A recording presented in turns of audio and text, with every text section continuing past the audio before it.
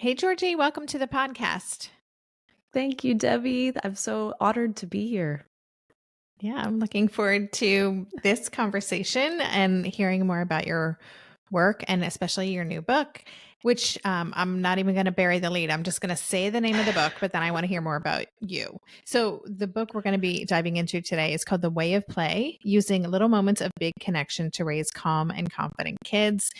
You've written it with a dear friend of mine and frequent guest of the pod, also Dr. Payne Bryson. And so I've known about this book for a long time. So I'm very excited that it's out in the world and we can talk about it today. But would you Yeah. introduce yourself to our audience, to our community, and if you can slip in there kind of your personal why, like for being in this space? Yeah, I'd be happy to. So I've obviously listened to your podcast, the Tilt podcast, for a long time. I will start off by saying I'm the mom to a neurodivergent kid. I trained as a play therapist 20 years ago, and I have come into this work from the perspective of not knowing a lot about the neurodiversity world, and then learned more as things have gone on. I came to work with Payne Bryson at the Center for Connection, her multidisciplinary practice together in Pasadena. And I introduced a play therapy team there. And almost from the first day that I started, I was saying, Tina, I don't know. I had obviously studied Tina's work in the books with Dan Siegel, The Whole Brain Child, No Drama Discipline, and the others. I had just become a mom myself. And I said, Tina, I don't know if you know too much about how important play is in the relationships between parents and children. She said, of course I know. I have 3 boys. This is something that I've been talking about and promoting for a long time. And I said, I'd love to put together a parenting curriculum. It took me a little while to do it. But I said, we should put together a curriculum just to teach parents how to do this, how to play with your kid and enjoy all the benefits that the research tells us that play helps with. And so I wrote a couple of things and I sent it to her, and she read it on a plane, and she texted me and she said, this is a book. So from there, things started developing. And around the same time, we were opening the Play Strong Institute. So I've co-founded the Play Strong Institute with Tina. It's a training organization. We help parents, we help professionals. We have a play therapy training certificate. We also have groups that parents can come and study with me, mostly virtually online. And they've learned these strategies that we've written about in The Way of Play. They're called the Play Strong strategies. And we're really talking about little moments of big connection, as you read so nicely from the subtitle of the book. These are little moments. It doesn't have to take a long time. It doesn't take expensive toys. You don't have to have the perfect playroom, none of that stuff. But if you're wondering, how do I do this with my kid? Nobody teaches parents how to play. I'm really thrilled that we get to offer kind of a how-to guide that I personally have been wanting, wish was out there for a long time. And so I'm so glad I get to bring the science of that with Tina to parents and teachers and anybody who cares about kids. Yeah, it's great. And I do love that it is, these little moments, these little, and, you're familiar with my work and differently wired to introduce these little reframes, but, these little tweaks that we can do or little intentions, things that we're really honing in on can have such a profound impact. And I really Yes. appreciated that about everything that you shared, all the 7 strategies that you shared in the book. I actually want to back up for a moment and just see if you can define what is a play therapist. Just for what does that mean? Yeah, let's start there. So a play therapist is in the US anyway, it's a licensed mental health professional who has gone above and beyond sort of that typical graduate school training that helps us work with individuals or couples or families, whatever you originally intended to do. And you have a really strong calling to work with children, usually between the ages of about 3 to 12 years old, kind of in that sweet spot of early childhood to elementary age school kids. and you go back to school, or you engage in more continuing education because you want to become a specialist. And usually there's a big hook for this person in wanting to utilize play and really understanding developmentally the important role that play plays for children as they're growing up and developing all of their social emotional skills. And a lot of times these folks have a special language through the play. It's not just playing any old way, but they learn really specific techniques to be able to talk to kids in a language that not a lot of other adults know how to speak. So they get to understand the mysterious magic that happens through play, and they are able to reach kids and help them heal from difficult situations, or even sort of work on skills that would really help them in lots of places that they go just by playing together. And so I'm really glad that you asked that question. Yeah, I mean, I'm thinking about, a long, long time ago when Ash was doing DIR floor time, which I Oh, yeah. seemed to Yeah. be a form. Is that a form of play therapy? Or, I mean, is play therapy something that can be inserted into different modalities? Yes. So I'm so glad that you brought up DIR floor time, because I was trained in something called child-centered play therapy way before I ever learned about what neurodiversity was. So I went and did a master's degree in play therapy, which is hard to find. There's a few programs in the world. One of them is in London, England. So I actually moved from my home in Southern California. I went to London. I studied at the University of Roehampton in child-centered play therapy, which is sort of an approach that's derived from, when we think about the original play therapists, we're going way back in time to like the 1930s and the 1940s, in places like the Tavistock Clinic, and like that home that we think of as like associated with Sigmund Freud and his daughter Anna Freud, people like that. So rather than becoming really psychoanalytic about play therapy, we use those traditional roots of like understanding that kids express things through their play that they can't usually talk about. Maybe they haven't developed the language or the communication skills to do it yet, or maybe they're just too little, but they can explore their experiences and share their worlds with us through play. And that's kind of the techniques that I learned originally. Then fast forward to me having my own kid and thinking, I'm going to be the most playful parent in the world because I've already learned all this play therapy stuff. And so I would like go to be with my son Jack when he was like around a year old, 18 months. And he didn't even care that I was there. He was just setting up train tracks like through an entire room. His visual spatial ability was like astounding, but he didn't really want to play with me, and I didn't understand why. And that actually led us to, he was also not developing speech when we would have expected.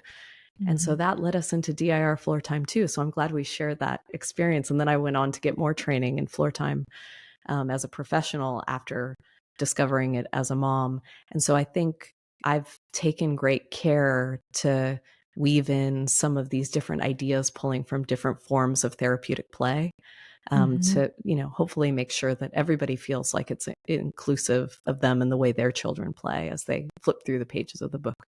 Yeah, that's great. Super interesting. Yeah. And just also then to say for listeners, so you are a play therapist and you're sharing this information through that lens, but this is a book for parents. This is what we Yes. as parents can do. So can you talk about just that, generally speaking, like looping parents into this, because they may think, well, I don't, like I can play Legos or something, but I'm not, it's not going to be therapeutic, or it's not going to be, have this big impact. So can you talk a little bit about that?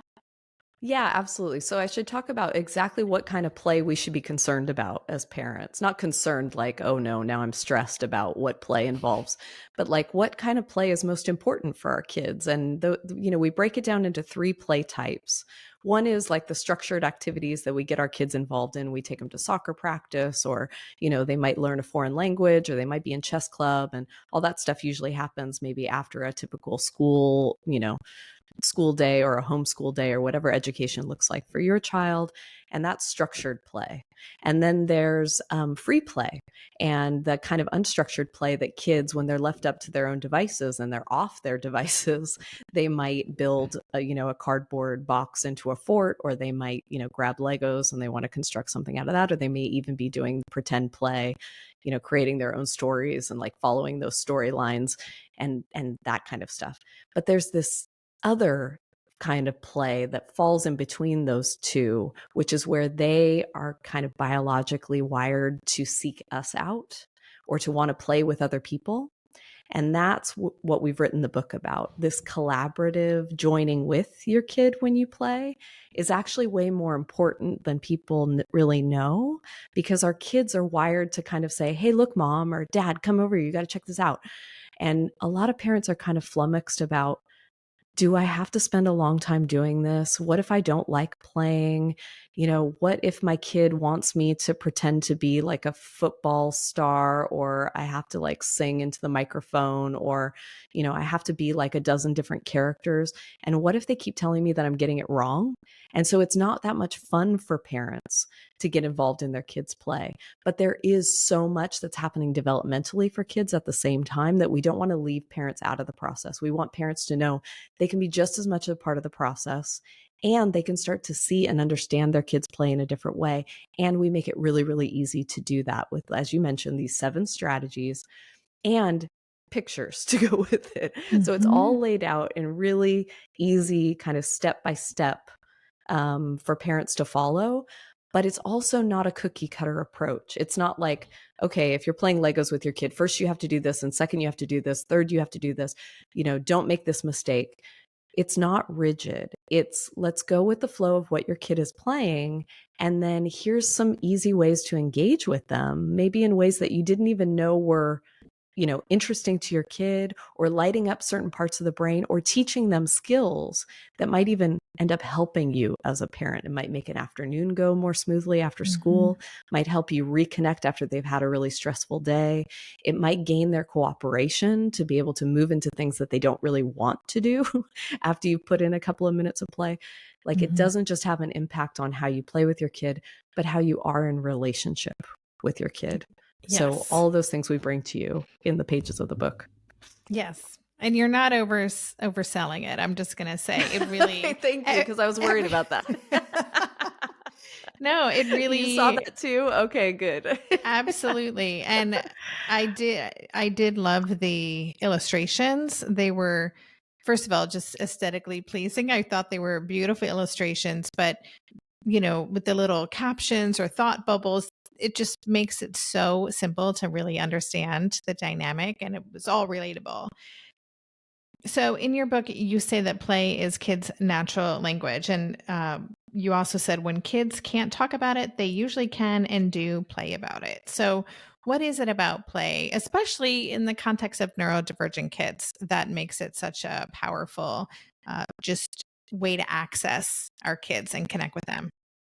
Yeah, I think that our kids are, no matter what kid you're raising, they're all really wired in a way that makes them want to get more mirroring. They want us to mirror them from time to time.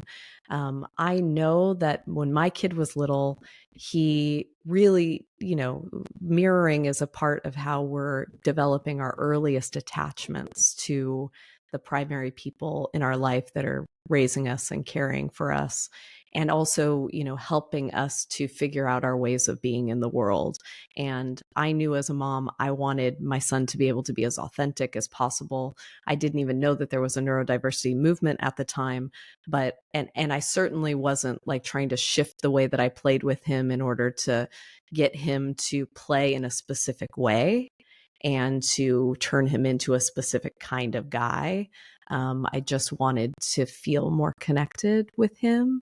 And I noticed that when I started learning new ways of playing through his language, the way that he wanted to play, the way that made sense to his brain and in his mind, that mirroring process, when you just unconsciously you start doing the same thing as the other person and they start doing the same thing as you and you feel really aligned and something's clicking, that he didn't mirror me back, or I couldn't mirror him in the same way that I was sort of expecting that I would. But I started to notice a little bit more of a gleam in his eye when I started to recognize that play was a language that we could use to relate to each other if I let go of some of my preconceived ideas of what that had to look like or something. So I Mhm. found little ways to kind of join with him. And I realized, oh my gosh, I'm mirroring something else in him. I'm mirroring kind of the true essence of who he is when I'm realizing how important this kind of play is to him. And so Mhm. it became a shared language for us. And I think that's possible for any parent, for any kid. There's a sort of biological, natural, it's sort of a natural way that kids can express things when we're in that state of mirroring with each other, that they just feel so much safer to Mhm. show us things that they wouldn't ordinarily be able to do when we're in a rush, when we've got to get them to school, when we know that there are things that we have to do as parents to get them to fit into a certain structure, to some Mhm. degree, whatever that looks like for your family. And I certainly felt that as a mom. So when you're just playing, when there's not a pressure to kind of do it in a specific, I have to do the things that the environment expects me to do, and I just get to create my own world and I get to be myself, then I think that communicates kind of a neuroception of safety. We've heard that term, where it can fire up parts of the brain that wouldn't ordinarily be allowed to fire up. And then we can see some things emerging in their play that they wouldn't usually be able to tell us. So I've played with kids as a play therapist, but also my own kid, where if they've gone through something scary recently, or if they're going through a big stressful new change, suddenly I see it showing up in their play. Like Mhm. when the pressure's off and they can just, explore what's happening in their world, what's happening in their mind, we get so much better access to the contents of their mind, what's happening inside of them, what makes them tick. And so, your kid might play about a fear of spiders, or they may play, teacher's really been on my case lately and there's a lot of phone calls home. Or there might be like they were ill recently and they might play about a trip to the doctor that they had to take, or that there was an earthquake the other day. My kid was playing, we had an earthquake here at my house. My kid was playing earthquake and almost like going through the steps that you would take over and over again to just try and make sense of things that are kind of big and cognitively hard for kids to understand sometimes. So Mhm. we have this, I don't know, secondary gain by setting up a recipe for playing with our kids where they feel free to be themselves, that they can activate those parts of the brain where they can feel safe enough to explore things in this language that they wouldn't ordinarily be able to do. And it doesn't just have to happen with a play therapist.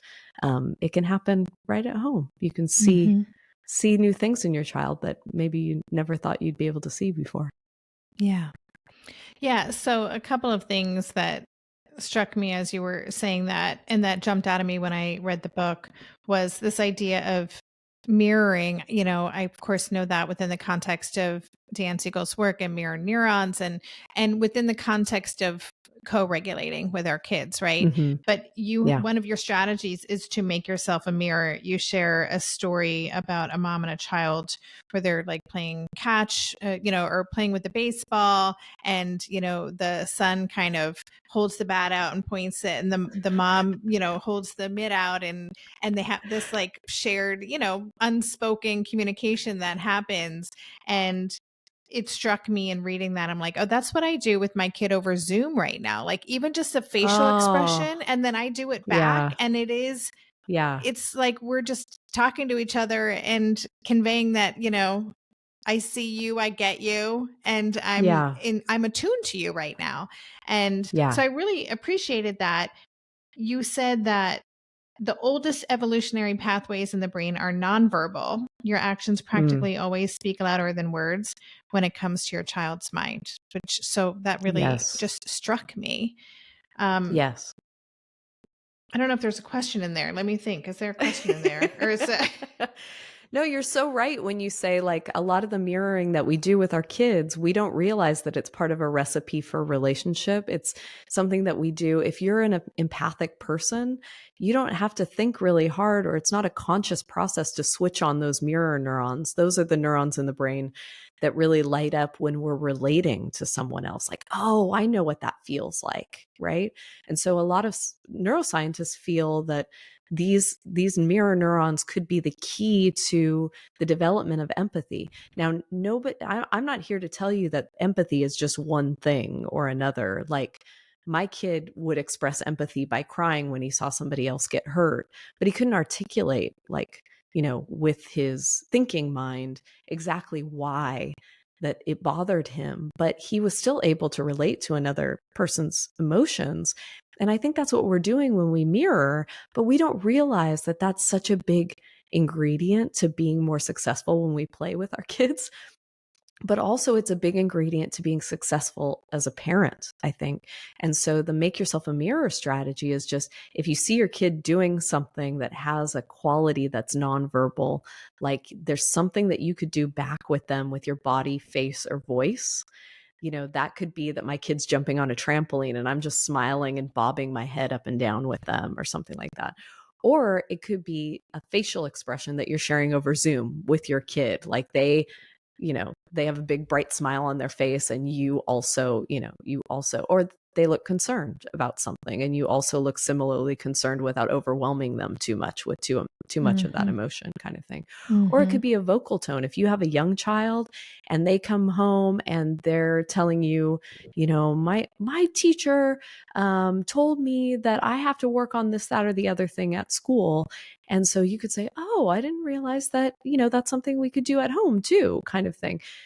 It's something that if you pay attention, what we pay attention to also shapes our kids' brains and minds as well. So the more we can do that, whether we're grabbing little moments when we're in the midst of our, just everyday experiences with our kids, or when they're grabbing us to play with them, I think it gives us more opportunities to, get some of these brainwise benefits that everybody's talking about in the research, but we don't really know how to implement as parents all the time. Yeah. And I think it also just requires us to be willing to show up and be present with our kids. Like, we won't be able to pay attention to what they're doing or those nonverbal cues if we don't just even, and you say it can just be a few minutes a day. This doesn't have to be that you're spending all of your time like noticing what's happening with your child, but making sure that you consciously and intentionally set aside some time where you're just going to be with your child with no agenda and just kind of show up for what's happening. Yeah. Parents have been asking us, how much time should I set aside to do this, especially if I don't really like to play with my kid, or I find it repetitive, or I don't really know how to join sometimes without taking over. A lot of what's within us and the way our brains have developed over time is to be the executive functioners for our kids, which is great in so many situations. But in play, it can really trip us up because we think play should go in a particular way and we try and take over and kind of control or maybe teach things explicitly, when maybe our better thought is to pull ourselves back a little bit and become more of an active observer and a participant where our kid wants us to be, and let ourselves be kind of moved around a little bit by them. They're orchestrating the scene. They're setting up a particular scenario that they may explore in order to build a new skill right then. And I want to kind of get out of the way and allow that to happen a little bit more. So us teaching these 7 strategies is just in an effort to sort of say, if you see this going on in your kids' play, if they say, hey, come over, you got to see this, and you see little opportunities, take them. It may take 10 seconds. You may stay longer. You may stay for 5 minutes. Tina was saying the other day, set aside 15 minutes after school. You've been away from each other all day, or, they're coming back from a sleepover or something like that. Play can be a great way to reconnect after you've been apart from each other. And I love that advice. You can decide how much you want to do, little dips in and out, or do you want to set aside the time to, I don't know, give your kids some quality time and top up that connection that they want with you. Yeah. It's great. Let's take a quick break and then I want to go into strategy 4, which is, I think, super relevant for our community, which is dialing intensity up or down.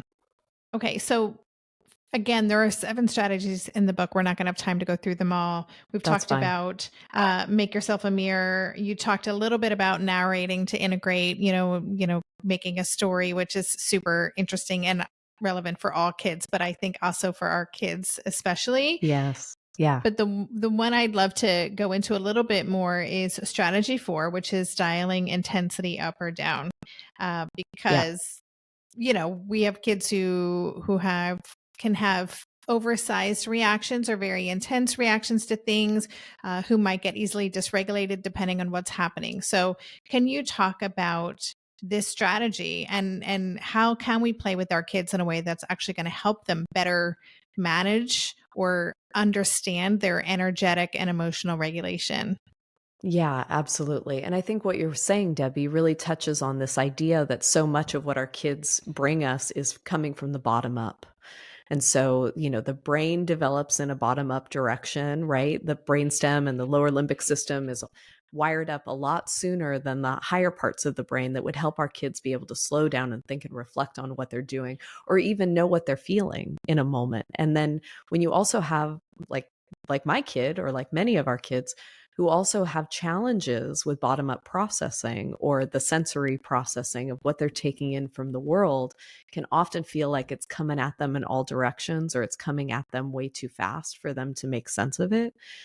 They don't really know yet how to get organized and to direct the flow of information from what's coming at them from outside in the world to all of the places that it needs to go for them to be able to slow down and make conscious decisions, or even to communicate in whatever way they communicate with us about what's going on so we can understand and meet the need that might be underlying the behavior, right? So just that's a little bit of the background on how bottom up our kids sometimes expressions and behavior can be, which I know firsthand. And part of what went into developing the strategy of dial intensity up and down is because that can look like our kids' intensity is either way too high and it's not matching the situation because it's way too intense for what's going on around them, or it might be way too low to match the situation. So I'll give you 2 examples. One is that your kid is like on the verge of a meltdown because you've been outside all day, it's really hot outside, they just want a popsicle, and there's all of this stimulation that it's really hard for them to be able to rein that in and just ask for the popsicle, let's say, in a way that would sound polite, let's say. Then you've got really low intensity that doesn't match the situation. So low intensity would be like, I look, kind of checked out. I look tired. There's fatigue involved. My body is slumped or my core doesn't seem very strong at the moment. I might even be like kind of, hunched over in the chair or laying on the floor or something. And in both cases, it looks like you're not able to do the thing that I need you to do, or we've got to move, we need to get this math homework done. And instead you've just kind of gone like limp spaghetti and you're now, sliding down your chair onto the floor. So high intensity and low intensity can be really tough for parents. And my knee jerk anyway, or a lot of our knee jerk is to just say, stop doing that, or don't, or no. Like we want to put a really hard and fast stop on it. When in actual fact, our kids do better with gradual adjustment and also making them aware of what they're experiencing in the moment to whatever degree they can tolerate that. So dialing intensity is something we can practice when we're just playing with our kids, when it feels safer to practice. We're not under the stress of the main event where they've got to, be sitting, straight in church, or they're at grandparents' house and the holidays are coming up and, they've got to look like they're happy to be there, those sorts of things. But we're just playing. So you're just, taking out whatever they like to do and maybe playing a board game together, or you're making some art or whatever it is that drives their interest. And you're just looking for opportunities and imagining like a dial on that, that thermostat on the wall, like an old fashioned dial where you can decide to take them up a few notches or take them down a few notches instead of just putting a hard stop on something that they're doing. So I'll give you an example. My kid likes to, when he gets really into something, he likes to just like bang on a table, like with his hands. It'll start out as drumming and then it'll become like a lot harder and faster and stuff. And if anybody comes near him at that moment, I don't know how they're going to get drawn into that play, but sometimes the intensity can look like a little bit too much.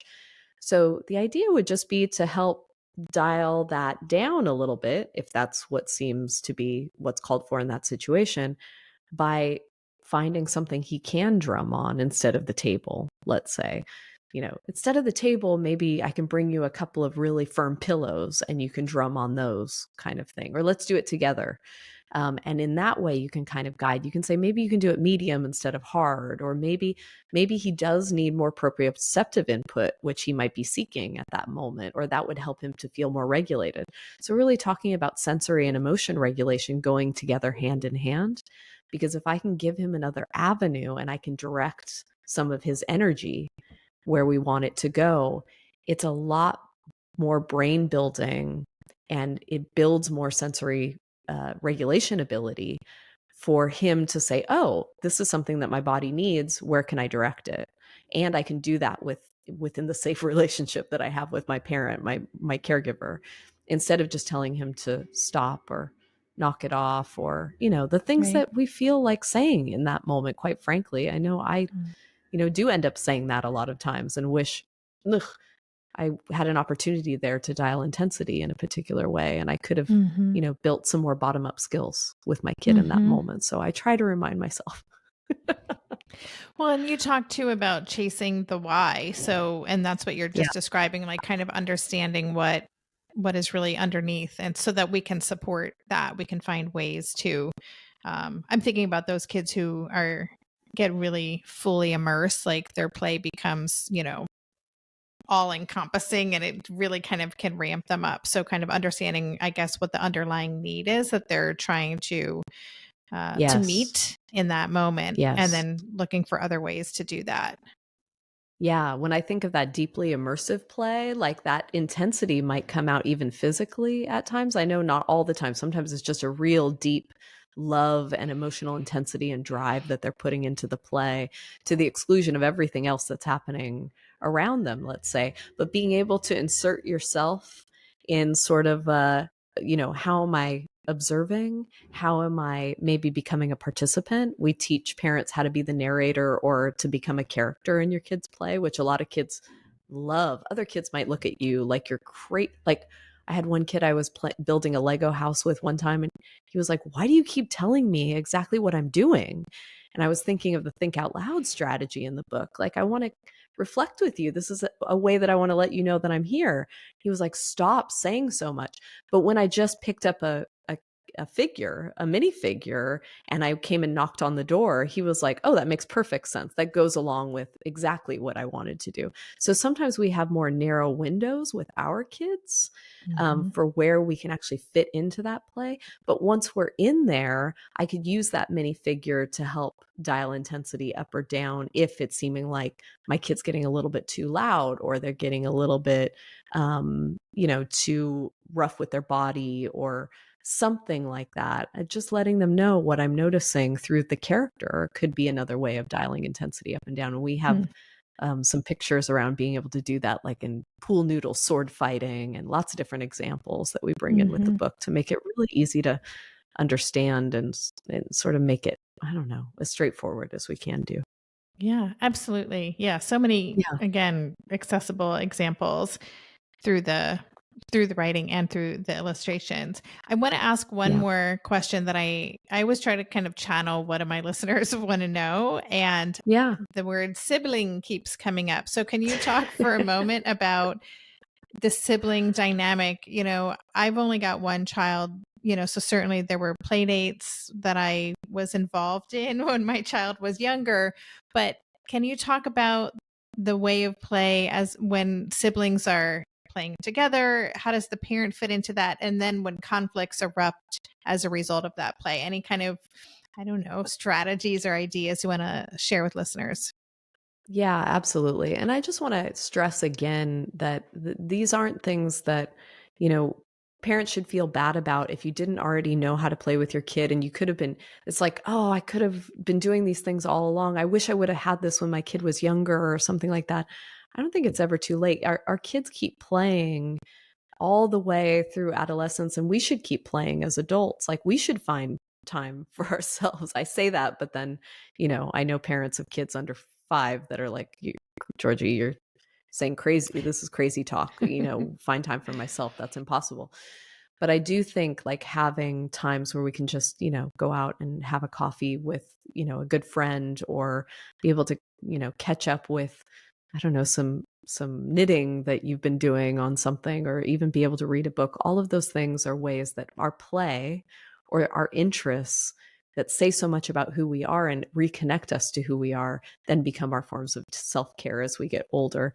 And even some of the ways that we play as kids, we can still see that showing up in our adult lives. Like, I remember being a kid and I would play, when my mom was, cleaning the house on the weekends, and my dad, they were cleaning the house on the weekends, I would be out sweeping the stairs outside next to this huge avocado tree. And then my sister and I, speaking of siblings, we would be playing about a family that looks after the house. And we'd be picking all the old avocado leaves that were about to fall off the tree, pruning it and things like that.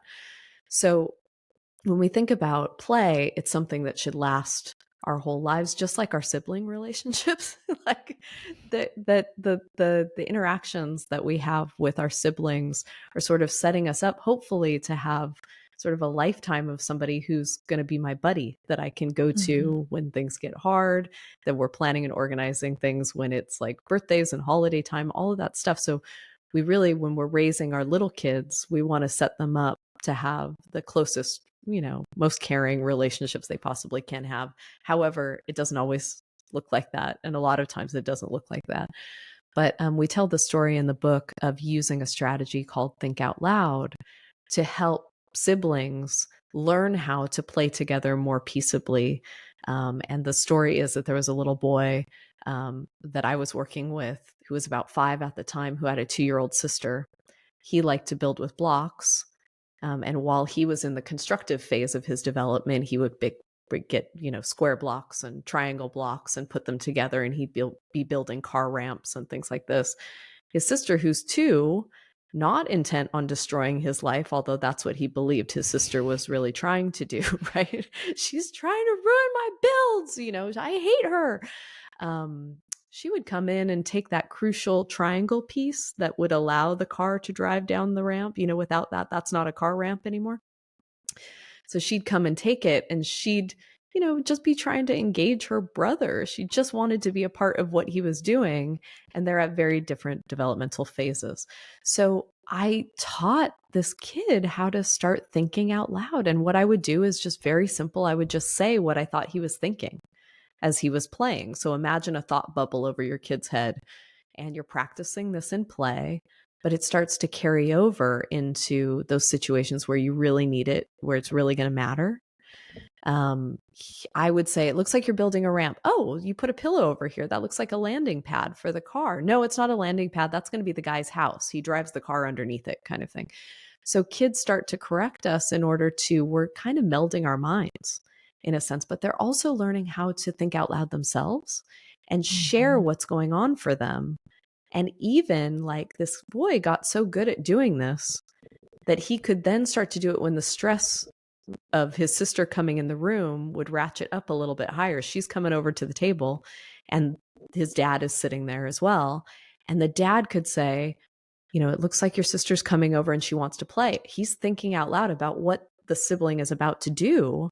And then the kid is registering it like, no, I'm building a ramp. Can I save it somehow before she comes over? Can you give her own blocks? All of a sudden, what was a simple play strategy has now translated into the dad being able to think out loud with his kid, the kid being able to think out loud with his sister, and the sister also learning at a very young age that we can share what's going on in our minds, tell people what our intentions are.